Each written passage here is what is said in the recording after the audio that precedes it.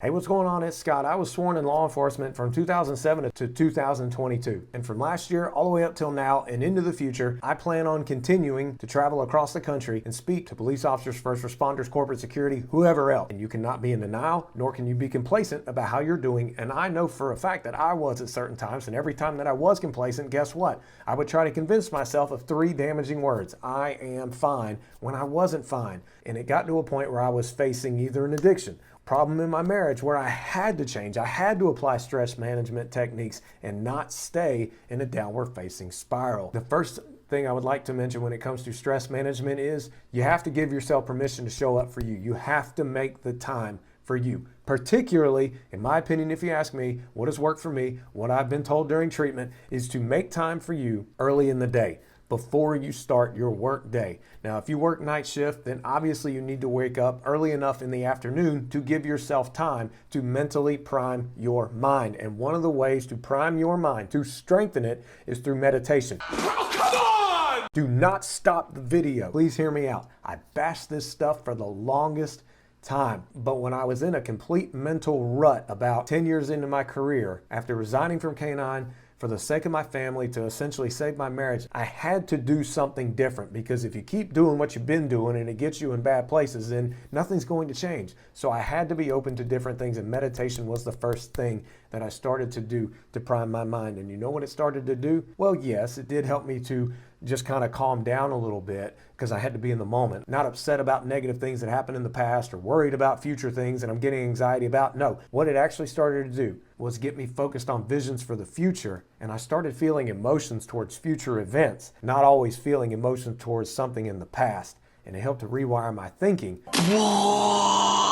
So I recommend guided meditations for all first responders in particular, but I said guided. Make sure you do that, and I'll attach a link down below to the meditation exercise that I use. It's only 15 minutes, but work your way up into it. The next thing you have to be mindful of is who's around you. Seriously, the people in your life, the quality of people in your life is the quality of life that you can have. One of my favorite motivational speakers is Les Brown. It's necessary that you align yourself with people and attract people into your business who are hungry, people who are unstoppable and unreasonable, people who are refusing to leave life just as it is. Another quote I like is, if you're the smartest person in the group, it's time to find a different group. That doesn't mean you have to be disrespectful. It doesn't mean you have to be mean to the other group. You just have to constantly be around people that help lift you up and build your quality of life, because growing as a person and growing with other people, that's living, not existing. And unfortunately, we can become stuck in survival mode, and other people can keep you in that mode. That's not good, and I'm speaking from experience on that. The next thing is sleep. Now, you can check the link below, and I'll show you a video that I did with my friend Roger Rugi on all these different ways that you can optimize your sleep. But the fact is,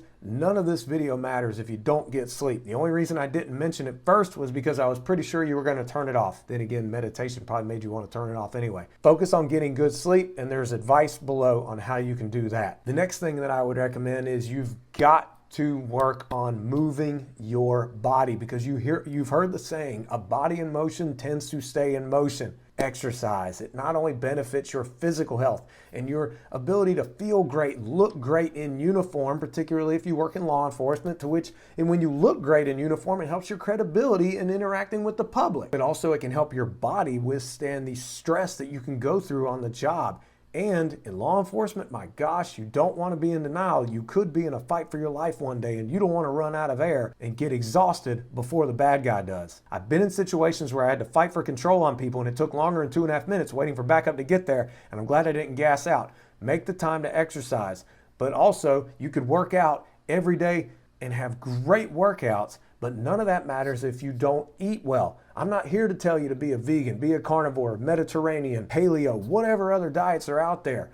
It's all about your eating lifestyle. What's your lifestyle around eating? And if the thing is, if you're like me and you love junk food, don't even have it in your house, and make sure you pack your lunch for work. If you eat like crap, you're gonna feel like crap. Give your body and your mind a fighting chance with supplying it good vitamins and nutrients such as magnesium and vitamin B, antioxidants, all these things that are good for you in a job that can be very demanding on your body and your mind. Don't shame yourself into doing any of these things. Know that you deserve to feel as great as you can mentally and physically, even though challenges will happen. Start bit by bit. Are you ready for some more advice? Let's keep going. The next thing I would recommend is journaling. Don't cut the video off. If you've been following me for a while, you've heard this story before, but I'm going to say it again.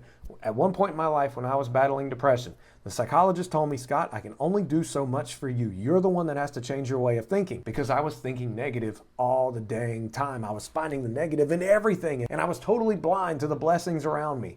Stop it! He said, write down 3 things you're grateful for each and every day. I thought that's stupid. There's no way it works. And what do you know, after doing that, writing down 3 things that I was grateful for at the end of the day, not just thinking about them, not just doing one-worded answers, complete sentences, I am grateful for. Within 30 days, I started to think differently, and I couldn't believe it, and it essentially helped me work my way out of depression. The next thing I recommend is work on your language. Watch your mouth. I'm not talking necessarily about profanity, although I was never a big fan of using profanity so much. I'm talking about your talk about yourself and others, because someone who's happy for others feels better about themselves. Someone who's jealous of others or who's miserable for the success of others is miserable with themselves. Why am I pointing to me? I'm happy for others. All right, yeah, I'm happy for you. But here's the deal. When I present the 10 code mindset, I actually have someone come up on stage or up in the front of the classroom to me, and I have them stand with their arm out to the side. And I have them talk negative, complain, and just talk bad about themselves as I push their arm down and they try to resist me pushing their arm down. What do you know? Normally it doesn't take much effort and I push their arm all the way down. And then I have that person start to talk very well about themselves. And what do you know? When I'm trying to push their arm down, there's more of a fight. Your language matters. So what I recommend is, what I had to learn the hard way was, I used to say stuff like, I should do this, I should do that, but when I changed it to, I must do this, I must do that, I started getting those things done. And even when I was working towards getting them done, I felt a lot more fulfilled. You can do the same thing. Get should out of your vocabulary. Another thing that I had to get rid of was, yeah, but. Stop making excuses, or this is all I know. You know more than you think you know. Does that make sense? Or if you find yourself saying, I used to do this to be happy, I used to do that, well then by gosh, get back to doing it. Do it! Show up for you, and therefore you can show up that much better for others. If you still think that you're immune to the stress, demands, and trauma of law enforcement, in addition to the challenges you can face in life, whether it be relationships or a trauma you went through as a child, you still think you're immune? Read my book, Mental Health Fight the Heroes in Blue. I'll prove to you that you're human, and that showing up for you here and physically each and every day is very important. Of course there's going to be days when you make mistakes. Of course there's going to be times when you get lazy. Happens to me to this day. But it's all a matter of getting back on track and not giving up on you. And like I said, show up for you, show up that much better for others, which involves all the details about the job that you need to be attentive to. If you want to learn more, I have a coaching session called the 10 Code Mindset, in which I'll be in touch with you during the coaching session. You can click a link below and get right to it. I look forward to talking to you again. May God bless.